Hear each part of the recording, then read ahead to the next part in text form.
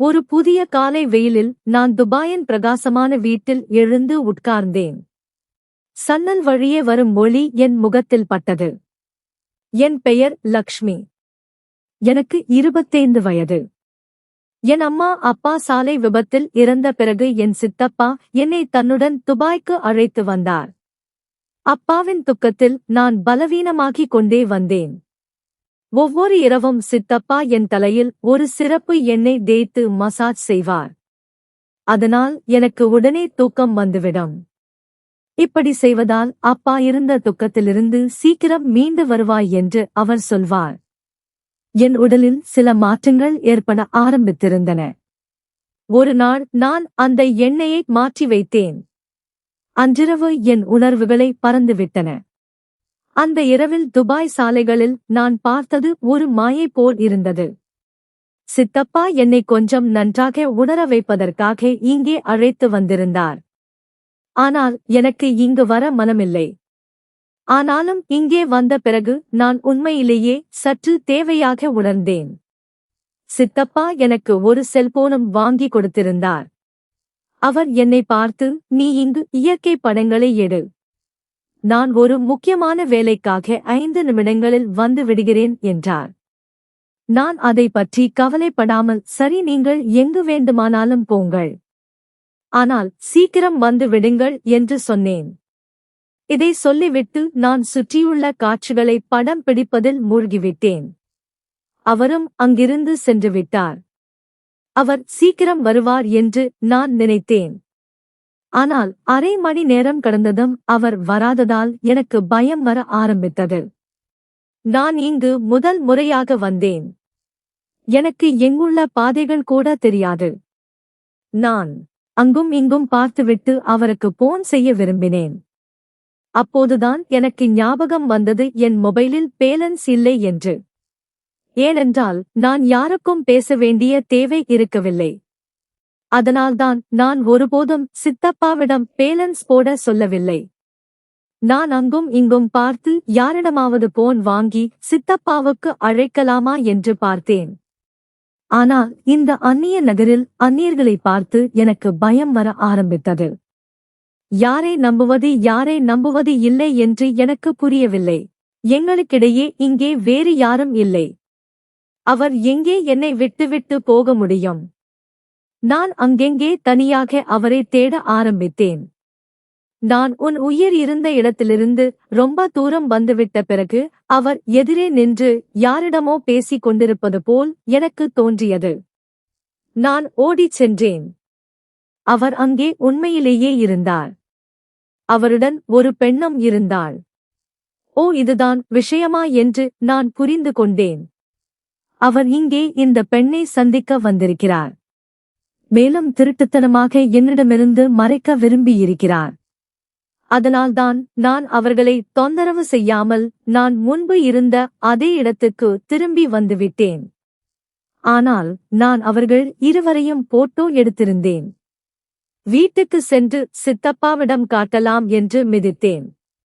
அந்த பெண் அழகாக இருந்தாள்.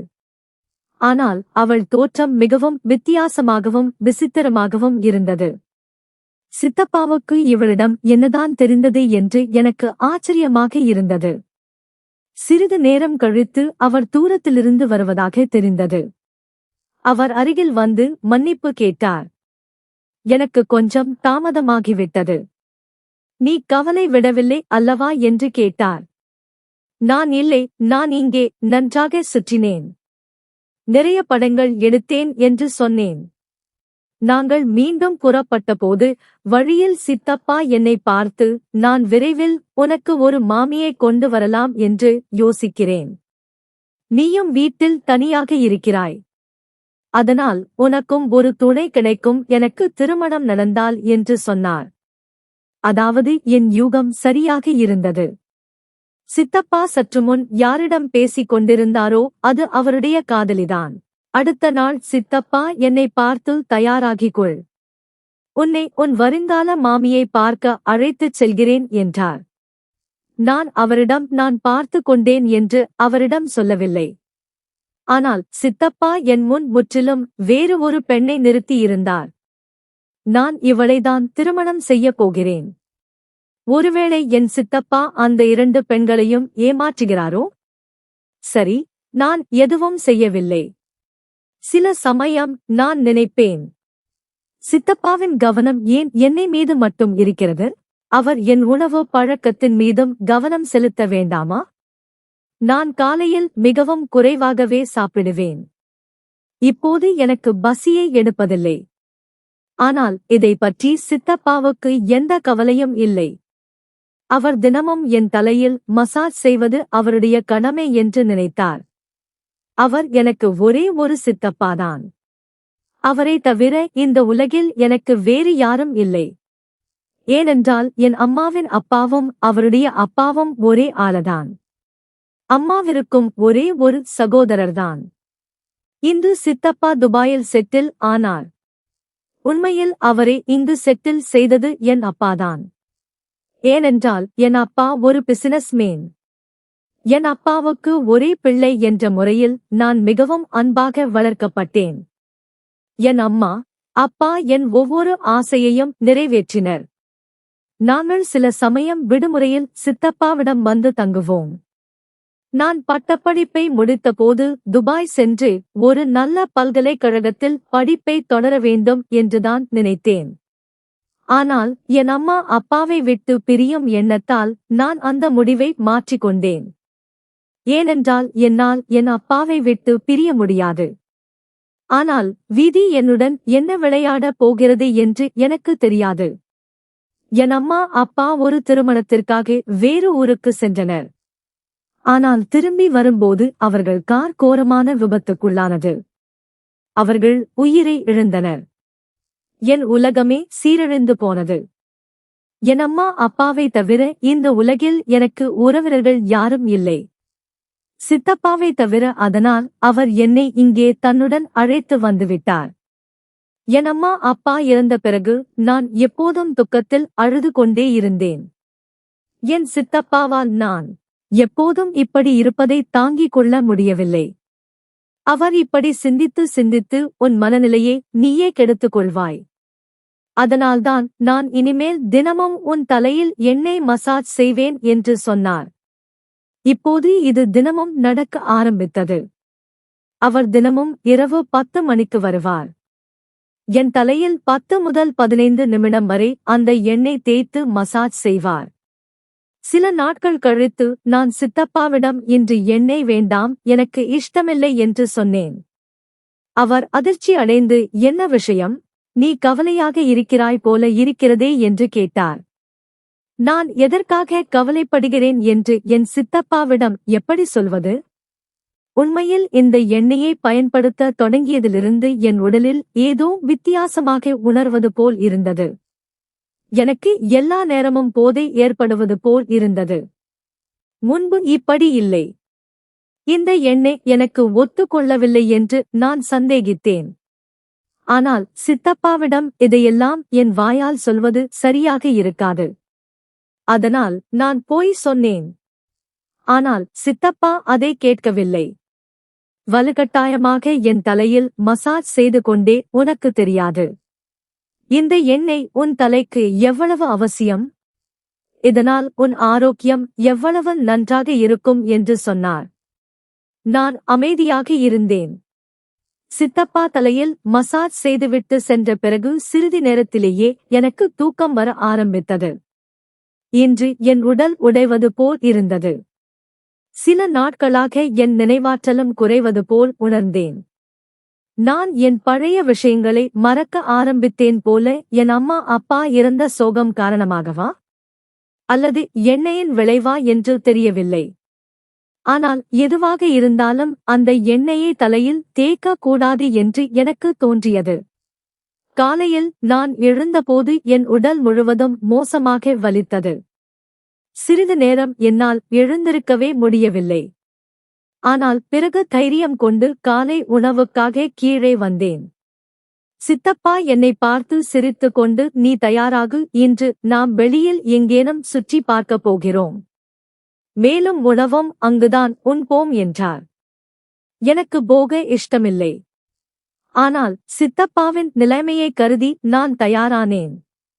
பாவம், அவர் எனக்காக எவ்வளவு சேவை செய்கிறார். என்னை கவனித்துக் கொள்கிறார். நான் மறுத்தால் அவருக்கு கஷ்டமாக இருக்கும் என்று நினைத்தேன். அதனால்தான் நான் அவருடன் புரிஜ் கலீபாவுக்கு சென்றேன். சித்தப்பா எனக்கு காலை உணவை கொடுத்து, நீ சாப்பிடு, நான் கொஞ்ச நேரத்தில் வந்து விடுகிறேன் என்றார். சாப்பிட்டுக் கொண்டிருந்த நான் திடீரென்று அதிர்ச்சி அடைந்தேன். ஒருவேளை சித்தப்பா அவர் காதல் கொண்டிருக்கும் பெண்ணை சந்திக்க சென்றாரா? அல்லது திருமணம் செய்ய வாக்குறுதி அளித்திருக்கும் அந்த மற்றொரு பெண்ணை சந்திக்க சென்றாரா என்று நினைத்தேன். எனக்கு ஆச்சரியமாக இருந்தது. நான் சாப்பிடுவதை விட்டுவிட்டு சித்தப்பாவை தேடி வெளியில் வந்தேன். சிறிது தூரம் சென்று பார்த்தேன். சித்தப்பா ஒரு பெண்ணுடன் பேசிக் கொண்டிருந்தார். இது சித்தப்பா என்னிடம் வருங்கால மனைவி என்று அறிமுகப்படுத்திய அந்த பெண் அல்ல. இது சில நாட்களுக்கு முன் சித்தப்பாவுடன் எனக்கு தெரிந்த, நான் அவள் படத்தையும் என் மொபைலில் எடுத்திருந்தேனே, அந்த பெண். அப்படியானால் அவளுக்கும் சித்தப்பாவுக்கும் என்ன தொடர்பு? நான் கிட்டே சென்று பார்த்தேன். அது என்னை திடுக்கிட வைத்தது. அந்த பெண் சித்தப்பாவிடம் ஒரு எண்ணெய் பாட்டிலை கொடுத்தாள். அது தினமும் சித்தப்பா என் தலையில் தேய்க்கும் அதே பாட்டிலை போல இருந்தது. அப்படியானால் அவர் அந்த எண்ணெயை கடையில் வாங்கவில்லையா? அந்த பெண்ணிடம் வாங்கினாரா? ஏன்? எனக்கு பதற்றம் ஏற்பட்டது. அந்த பெண்ணை எனக்கு முதல் நாளிலிருந்தே பிடிக்கவில்லை. அவள் வித்தியாசமாக இருந்தாள். இப்போது அவள் மறைமுகமாக சித்தப்பாவை சந்திப்பதும் அந்த எண்ணெய் விஷயமும், எல்லாவற்றிலும் ஏதோ ஒரு ரகசியம் இருக்க வேண்டும். நான் மிகவும் கவலைப்பட்டேன். இந்த நாட்டில் எனக்கு ஏதாவது நடந்தால் நான் யாரிடம் உதவி கேட்பேன்? நான் யாரிடம் ஆலோசனை கேட்பது என்று எனக்கு புரியவில்லை. இப்போதுதான் எனக்கு அந்த எண்ணெயில் ஏதோ குழப்பம் இருக்கிறது என்று சந்தேகம் வர ஆரம்பித்தது. ஒருவேளை அதனால்தான் நான் நாளுக்கு நாள் பலவீனமாகி என் உடல் வலித்துக் கொண்டிருந்ததோ. நான் அமைதியாக அங்கிருந்து சென்றுவிட்டேன். அந்த பெண்ணுடன் நான் சித்தப்பாவை பார்த்ததை நான் அவருக்கு தெரிவிக்கவில்லை. ஆனால் என் மனதில் சந்தேகம் விழுந்து விட்டது. எனக்கு தெரிய வேண்டிய ஏதோ ஒரு விஷயம் கட்டாயம் இருக்கிறது என்று. காலை உணவுக்கு பிறகு நான் சித்தப்பாவிடம் எனக்கு சில ஷாப்பிங் செய்ய வேண்டும் என்று சொன்னேன். அதனால் அவர் என்னை ஒரு மார்க்கெட்டுக்கு அழைத்துச் சென்றார்.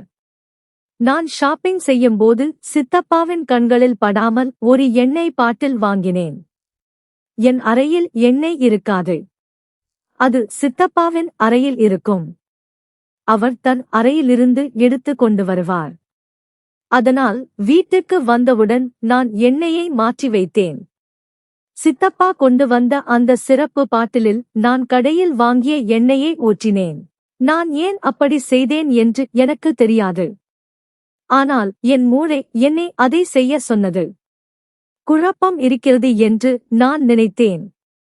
அதனால்தான் அதை மாற்றி வைத்தேன். இரவு 10 மணிக்கு சித்தப்பா எண்ணெய் பாட்டிலுடன் என் அறைக்கு வந்து மசாஜ் செய்ய ஆரம்பித்த போது, வழக்கம் போல சித்தப்பா சென்றவுடன் எனக்கு தூக்கம் வரும். ஆனால் இன்று அப்படி எதுவும் நடக்கவில்லை. என் உடலில் வலியும் இல்லை. எனக்கு மயக்கமும் வரவில்லை. அந்த இரவில் நான் முதல் முறையாக நிம்மதியாக தூங்கினேன். அந்த எண்ணெயில் ஏதோ ஒன்று நிச்சயம் இருந்தது. அது எனக்கு சற்றும் நன்மை அளிக்கவில்லை என்பது நிரூபணமானது. நான் 2-3 நாட்களுக்கு நான் மாற்றிய அந்த எண்ணெயை பயன்படுத்தினேன். அந்த பெண்ணை பற்றி தெரிந்து கொள்ள விரும்பினேன். அந்த பகுதியில் வசிப்பவர்கள் அவளைப் பற்றி என்ன நினைக்கிறார்கள்? அவள் நல்ல பெண்ணா என்று. ஆனால் அந்த பெண்ணின் படத்தை பார்த்த அத்தனை பேரும் அவளை நல்லவள் இல்லை என்றே சொன்னார்கள். அவள் நன்னடத்தை இல்லாதவள் என்றும் 2 முறை சிறைக்கு சென்று வந்தவள் என்றும் சொன்னார்கள். ஒரு பெண் ரகசியமாக அவள் சட்டவிரோத போதைப் பொருட்களையும் பயன்படுத்துகிறாள் என்றும் என்னிடம் சொன்னாள். இதை கேட்டு நான் பயந்து போனேன். இவ்வளவு மோசமான பெண்ணுடன் என் சித்தப்பா எப்படி தொடர்பு வைத்திருக்க முடியும்? மேலும் அவள் எனக்காக அந்த எண்ணெயும் சித்தப்பாவுக்கு கொடுத்தாள் என்றால் அவளுக்கு என்னிடம் எந்த தொடர்பும் இல்லையே. ஏன் அவள் எனக்கு தீங்கு செய்ய முயற்சி செய்ய வேண்டும்? அப்படியானால் இதன் பொருள் சித்தப்பாதான் அவளிடம் கேட்டு வாங்கியிருப்பார். நான் இந்த எண்ணெயின் ரகசியத்தை கண்டுபிடிக்கப் போகிறேன் என்று முடிவு செய்தேன். அதனால் அடுத்த நாள் சிறிது எண்ணெயை ஒரு சிறிய டப்பாவில் எடுத்து அருகில் உள்ள ஒரு ஆய்வகத்தில் பரிசோதனைக்காக கொடுத்தேன். அந்த எண்ணெயில் எனக்கு தீங்கு விளைவிக்கும் என்ன பொருள் கலந்திருக்கிறது என்று நான் தெரிந்து கொள்ள விரும்பினேன். இந்த நேரத்தில் நான் சித்தப்பாவிடம் என் நடத்தையை சாதாரணமாகவே வைத்துக் கொண்டேன். அவருக்கு எந்தவிதமான சந்தேகமும் வரவில்லை. உண்மையே சொல்ல போனால் என் மனதில் என் சித்தப்பாவிற்கு எதிராக சந்தேகம் தோன்றியிருந்தது. என் அம்மா அப்பா இருந்த பிறகு அவர் என்னை இங்கே அழைத்து வந்த விதம், பிறகு அதிக அக்கறை காட்டுவது போல நடித்து என்னை கவனித்துக் கொள்வது, எல்லாவற்றிற்கும் மேலாக அந்த விசித்திரமான எண்ணெய் என் தலையில் தேய்க்கப்பட்டது. அது மூளையை பலவீனப்படுத்தி மெதுவாக புற்றுநோய் போன்ற நிலையை உருவாக்கக்கூடியது. இந்த எண்ணெயை 3-4 மாதங்கள் பயன்படுத்தினால் மூளையில் புற்றுநோய் உருவாகும் அபாயம் இருந்தது. அது உயிர்கொல்லியாக இருக்கும். அப்படியானால் இதற்கெல்லாம் பின்னால் என்னை கொல்ல விரும்பும் என் சித்தப்பாதானா? எனக்கு நம்ப முடியவில்லை. ஆனால் அவர் தினமும் வந்து என் தலையில் மசாஜ் செய்யும் விதத்தை பார்த்தால் அவர் எனக்கு தீங்குதான் விளைவிக்க விரும்புகிறார் என்று நிறுவனமானது. ஆனால் ஏன்? இந்த கேள்விக்கு நான் பதில் தேட வேண்டும். நான் மிகவும் சிரமப்பட்டு வீட்டுக்கு திரும்பினேன். இந்த உண்மை மிகவும் அதிர்ச்சியாக இருந்ததால் என்னால் நடக்கவே முடியவில்லை. நான் வீடு திரும்பிய போது சித்தப்பா வீட்டில்தான் இருந்தார். என்னை பார்த்து எங்கே போயிருந்தாய் என்று கேட்டார். பிறகு என் பதிலுக்கு காத்திராமல் மகிழ்ச்சியுடன், உனக்கு ஒரு பெரிய செய்தி இருக்கிறது. நான் அடுத்த வாரமே திருமணம் செய்து கொள்ளப் போகிறேன் என்று சொன்னார். இப்போது எனக்கு அவருடைய முகத்தை பார்த்தாலே வெறுப்பாக இருந்தது. அதனால் நான் எதுவும் சொல்லாமல் என் அறைக்கு சென்று விட்டேன். இரவில் அவர் மீண்டும் என்னை தேய்க்க வந்தபோது நான் கதவை திறக்கவே இல்லை. மேலும் அநாகரிகமாக பதில் சொன்னேன். இன்று என் தலை மிகவும் வலிக்கிறது. என் மனநிலை மிகவும் மோசமாக இருக்கிறது. அதனால் நீங்கள் இங்கிருந்து போவது நல்லது. சித்தப்பா மிகவும் ஆச்சரியப்பட்டார். ஏனென்றால் என் வாழ்க்கையில் முதல் முறையாக நான் இவ்வளவு அநாகரிகமாக பேசியிருந்தேன். ஆனால் எனக்கு கவலை இல்லை. ஒருமுறை எனக்கு அவருக்கு எதிராக போதுமான ஆதாரம் கிடைத்துவிட்டால் நான் அவரை போலீசிடம் ஒப்படைத்து விடுவேன் என்று நினைத்தேன். அடுத்த நாள் நான் சித்தப்பாவிடம் மன்னிப்பு கேட்டேன். மேலும் எனக்கு என் அம்மா அப்பாவின் நினைவு அதிகமாக வந்துவிட்டது. அதனால்தான் நான் உங்களிடம் அப்படி நடந்து கொண்டேன். இனிமேல் அப்படி செய்ய மாட்டேன் என்று சொன்னேன். நான் இதை வேண்டுமா என்றே செய்தேன். ஏனென்றால் அவருக்கு என் மீது சந்தேகம் வந்துவிட்டால் அவர் எந்த காரியத்தையும் செய்யலாம். நான் இங்கு அவரை நம்பி மட்டுமே இருக்கிறேன். அவரை தவிர எனக்கு இங்கு யாரும் இல்லை. நான் இங்கிருந்து ஓடி யாரிடம் போவது? அதனால்தான் நான் அமைதியாக இருப்பதும் அவர் சொல்வதன்படி நடப்பதும் சிறந்தது என்று நினைத்தேன். சித்தப்பா, சரி, பரவாயில்லை. நீ இன்று என் வருங்கால மனைவியுடன் சென்று திருமணத்திற்கான ஷாப்பிங் செய்துவிடு என்றார். நான் அவரிடம் நான் பார்த்துக் கொள்கிறேன் என்று சொன்னேன். நான் சித்தப்பாவிடம் சென்றேன். அவர் என்னை பார்த்து, நீ உன் இஷ்டப்படி ஷாப்பிங் செய், நான் உன்னை அங்கேயே சந்திப்பேன் என்றார். என் உயிருக்கே எதிரியாக இருக்கும் ஒருவனுக்காக நான் என்ன ஷாப்பிங் செய்ய போகிறேன்? இப்போது நான் அவருடைய திருமணத்திற்கு தயாரிப்பு செய்ய வேண்டுமா? அதனால்தான் நான் சிறிது நேரம் அங்கும் இங்கும் சுற்றிவிட்டு அங்கிருந்து ஒரு காபி கடைக்கு வந்தேன். நான் அங்கே அமர்ந்து ஆர்டர் கொடுத்து கொண்டிருந்த போது சித்தப்பாவின் வருங்கால மனைவியே ஒரு பெண்ணுடன் வருவதை பார்த்தேன். அந்த பெண்தான் நான் முன்பு சித்தப்பாவுடன் பார்த்தவள். அவர்கள் இருவரும் மிகவும் நெருங்கிய நண்பர்களைப் போல சிரித்து பேசிக் கொண்டிருந்தார்கள். அந்த ஊழியர் என் முன் சுண்டி இழுத்தபோது எனக்கு உணர்வு வந்தது. நான் அந்த ஊழியரை அழைத்து ஆர்டர் கொடுத்தேன். பிறகு அங்கிருந்து எழுந்து அவர்கள் இருந்த இயற்கைக்கு பின்புறம் சென்று அமர்ந்து கொண்டேன். அதனால் அவர்கள் பேசுவதை கேட்க முடியும். நான் என் மொபைலில் பதிவு செய்ய ஆரம்பித்தேன். சித்தப்பாவின் வருங்கால மனைவி அந்த பெண்ணிடம், இன்னும் 1 மாதத்திற்குள் நம்முடைய வேலை முடிந்துவிடும் என்று நீ நம்புகிறாயா என்று கேட்டாள். அந்த பெண் சிரித்துக்கொண்டே, அந்த விஷயத்தில் எனக்கு பெரிய அனுபவம் இருக்கிறது. நீ கவலைப்படாதே, வேலை முடிந்துவிடும். நீ என் பணத்தை பற்றி மட்டும் கவலைப்படு என்றார். சித்தப்பாவின் வருங்கால மனைவி தன் பையிலிருந்து 1 கட்டு ரூபாய் நோட்டுகளை எடுத்து அந்த பெண்ணிடம் கொடுத்து, வேலை முடிந்தால் உனக்கு மேலும் தருகிறேன் என்று சொன்னாள். அவர்களுடைய பேச்சை பார்த்தால் இருவரும் ஏதோ ஒரு தவறான செயலுக்கு திட்டமிடுவது போல தெரிந்தது. சிறிது நேரம் கழித்து அந்த பெண் எழுந்து செல்ல ஆரம்பித்தாள். திடீரென்று சித்தப்பாவின் வருங்கால மனைவிக்கு ஏதோ ஞாபகம் வந்தது போல் அவள் தன் கையிலிருந்து எண்ணெய் பாட்டில் ஒன்றை எடுத்து அவளிடம் கொடுத்து, நீ அதை பெற மறுத்துவிட்டாய் என்று சொன்னாள். அந்த பெண் சிரித்தபடி அந்த எண்ணெயை எடுத்துக்கொண்டு சென்றாள். நான் திடீரென்று அதிர்ச்சி அடைந்தேன். எனக்கு எல்லாமே புரிய ஆரம்பித்தது போல இருந்தது. அவர்கள் பேசிய வித்தியாசமான விஷயங்கள் இவ்வளவு நேரத்திற்குப் பிறகு எனக்கு விளங்கியது. இதையெல்லாம் கேட்ட பிறகு நான் அங்கே 1 நிமிடம் கூட தங்கவில்லை. சித்தப்பாவுக்கு போன் செய்து வரவழைத்தேன். சித்தப்பா வந்தபோது, நான் உங்கள் வருங்கால மனைவியை என் முன் அழையுங்கள்.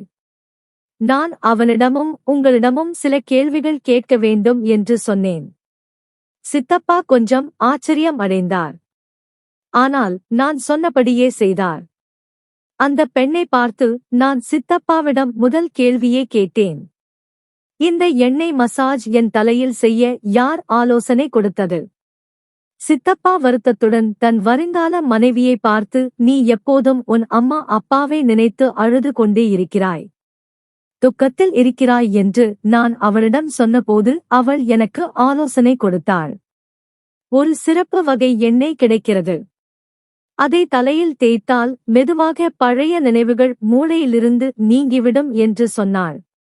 நான் அந்த எண்ணெயை வியாபாரம் செய்யும் பெண்ணிடமிருந்து வாங்க ஆரம்பித்தேன். உன் தலையில் மசாஜ் செய்ய ஆரம்பித்தேன். ஏனென்றால் நீ எப்போதும் துக்கத்தில் இருக்க நான் விரும்பவில்லை. வேறொன்றும் இல்லை. எனக்கு எந்த தவறான எண்ணமும் இல்லை என்று சொன்னார். நான், சித்தப்பா, இப்போது நீங்கள் சொல்லுங்கள். நீங்கள் யாரிடம் அந்த எண்ணெயை வாங்கினீர்களோ அவள் உங்கள் வருங்கால மனைவியின் தோழியா என்று கேட்டேன். சித்தப்பா ஆச்சரியத்துடன், இல்லை, அவள் எனக்கு அந்த எண்ணெயை பற்றி ஆலோசனை மட்டுமே கொடுத்தாள். அந்த பெண்ணை நானே தேடினேன். அல்லது ஒருவேளை அவளே என்னிடம் வந்தாளோ தெரியவில்லை. ஏன், என்ன நடந்தது என்று கேட்டார். நான், என் அம்மா அப்பாவின் சொத்து அவர்கள் இறந்த பிறகு யார் பெயரில் இருக்கிறது என்று சொல்லுங்கள் என்றேன். சித்தப்பா, உன் அம்மா அப்பாவின் சொத்து என்றால் அது உன் பெயரில்தான் இருக்கும். மேலும் உனக்கு ஏதாவது நடந்தால் உனக்கு பிறகு அது எனக்கு கிடைத்துவிடும் என்று உயில் எழுதப்பட்டுள்ளது என்றார். நான் அவரிடம், இந்த விஷயத்தை நீங்கள் உங்கள் வருங்கால மனைவிக்கும் சொல்லியிருப்பீர்கள். அதனால்தான் அவள் என்னை கொல்லவே முயற்சி செய்தாள். அதனால் நான் இருந்தவுடன் எல்லா சொத்தும் உங்களுக்கு கிடைத்துவிடும். அதன் பிறகு அவள் ஏதோ ஒரு காரணத்தை சொல்லி உங்களிடமிருந்து சொத்தை பறித்துக் கொள்வாள் என்றே. இதை கேட்டதும் அந்த பெண்ணின் முகம் வெளிரி போனது. அவள் நிறம் மாறிவிட்டது. அவள் பதற்றத்துடன், நீ என்ன பேசுகிறாய்? ஏன் என் மீது குற்றம் சுமத்துகிறாய் என்று கேட்டாள். நான் சிறிது நேரத்துக்கு முன்பு மொபைலில் எடுத்த பதிவை காட்டினேன். சித்தப்பாவுக்கும் இந்த திசையும் நம்பிக்கை வந்தது. அவர் அந்த பெண்ணை அறைந்தார். உடனடியாக காவல்துறைக்கு அழைத்தார். காவல்துறை அந்த பெண்ணை கைது செய்தது. பிறகுதான் தெரிந்தது, என் சித்தப்பா தன் கோடிக்கணக்கான சொத்துக்கு உரிமையாளரான மருமகளை அழைத்து வந்திருக்கிறார் என்று அவள் தெரிந்து கொண்டாள். அதனால் நான் இறந்த பிறகு எல்லா சொத்தும் என் சித்தப்பாவுக்கு கிடைக்க வேண்டும் என்று திட்டமிட்டாள். அதன் பிறகு அவள் சித்தப்பாவையும் மெதுவாக கொன்று விடுவாள். பிறகு அவர்களிடமிருந்து சொத்தையும் பறித்து கொள்வாள். மனிதன் எவ்வளவு பெரிய சதி செய்தாலும் எல்லாவற்றிற்கும் மேலாக நடத்துபவர் இறைவன் என்பதை மறந்து விடுகிறான். நான் சித்தப்பாவிடம் மன்னிப்பு கேட்டேன். ஏனென்றால் நான் அவரை பற்றி மிகவும் தவறாக நினைக்க ஆரம்பித்தேன். சரியான நேரத்தில் எனக்கு உண்மை தெரிந்தது நல்வாய்ப்பை. இல்லை என்றால் நான் இன்னும் மிகவும் முன்னேறிச் சென்றிருப்பேன். நன்றி.